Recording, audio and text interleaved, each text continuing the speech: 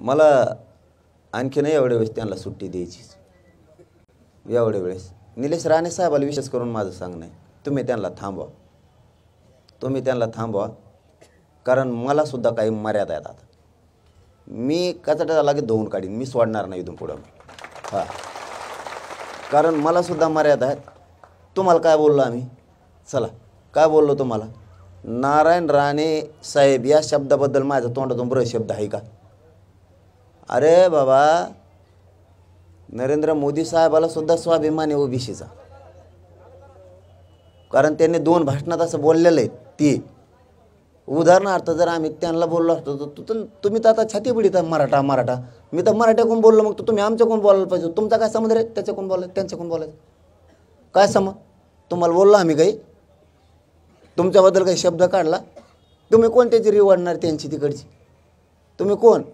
अरे त्यांना जर स्वाभिमान आहे, ते त्यांच्या भाषणात म्हणलेत ओबीसींच्या बद्दल, तुम्ही तर मग लय मराठा म्हणून आरक्षण पाहिजे म्हणता मला स्वतःला, तर मग आम्ही तर मराठ्याच्याच बाजून बोललो, तुम्हाला तर स्वाभिमान पाहिजे होता आमच्या बाजूने बोलायचा।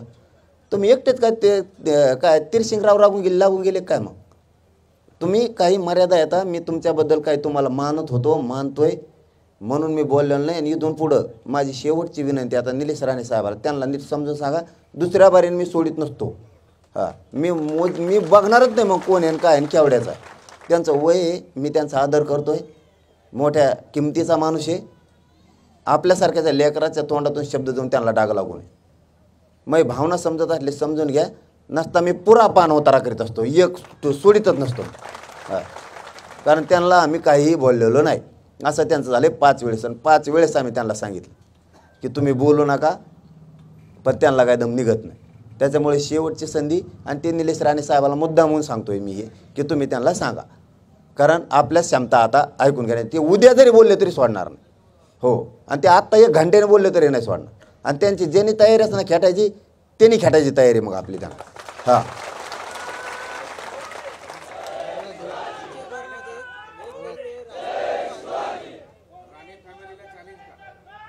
ते जर मला म्हणत असले मराठ्यांचे काय ताकद आहे, मला चॅलेंज देत असले ना, ते जर मला चॅलेंज देत असले ना, तर मग मी बी लय नमुना आहे। ते जवळपास त्यांना बऱ्याच जणाला माहिती आहे। मग हां, त्यांना बी माहिती आहे मग मी काय ते, मी बी मराठाचे ना मग। पण आपल्याला अपमान नाही करायचा म्हणून मी आता बहुत गप्प बसलेलो होतो। आम्ही तिसऱ्याला बोललो की तुम्ही लगेच मध्येच बोलायचं। तुम्हाला कोणी सांगितलं? तुम्हाला कोणी बोलायला सांगितलं? आम्ही तुमच्या विरोधात एक शब्द, तुम्हाला जर जातीचा एवढा स्वाभिमान आहे तर आम्ही जातीकडून बोलतो, त्या टायमाला तुम्ही आमच्याकडून बोलायला पाहिजे। आम्ही तिसऱ्याला बोललो की हे मध्येच पडत येत लगेच। तुम्ही काय ठेका घेतला का? आणि तुम्ही मध्ये पडायला तुम्ही गुंड आहेत, आणि इथं सामान्य मराठी काय कच्चे समजले काय तुम्ही? मग मराठ्यांच्या विरोधात तुम्ही जायलाच नाही पाहिजे। एवढा मोठा उंचीचा नेता आहे, महाराष्ट्रातला सगळ्यात मोठा मराठ्यांचा उंचीचा नेता आहे, आणि तुम्हाला नाही बोलून जात आहे। तुम्हाला बोललं तर ठीक आहे, आणि आथरुणात पडून नाटक उपोषण 4 दिवस करून बघा, कुंकुन हवा निघन ना, मग कळत। हां,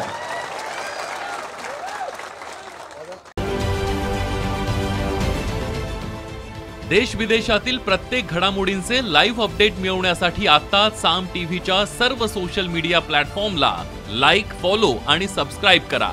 तसंच सर्व नोटिफिकेशनसाठी बेल आयकॉन प्रेस करायला विसरू नका।